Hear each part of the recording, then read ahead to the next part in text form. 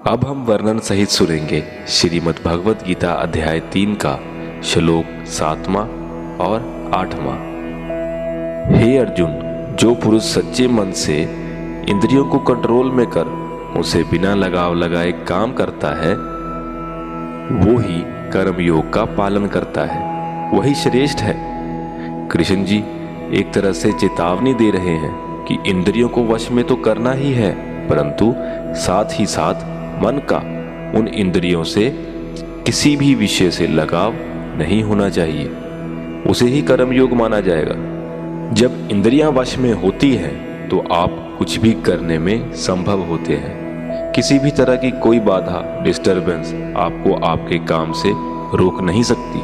और अगर आप इंद्रियों के वश में हैं तो चाहे वो स्वादिष्ट खाने की महक ही क्यों ना हो, कोई रूपसी नारी ही क्यों ना हो, आसपास शोर ही क्यों ना हो, छोटी या बड़ी, हर बाधा आपको आपका काम करने से रोकेंगी।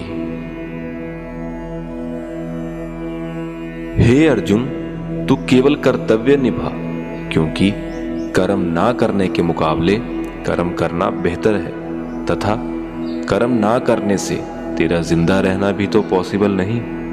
अर्थात तू शस्त्र उठा और युद्ध कर, अपना कर्म कर, क्योंकि ये कर्म ना करने से कहीं अच्छा है।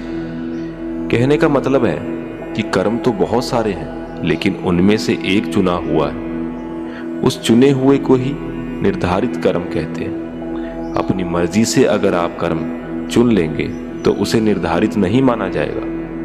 आपको अपना कर्तव्य समझकर अपना कर्म चुनना होगा, अथवा जो कर्म आपको मिला है उसे अपना कर्तव्य समझकर निभाना होगा।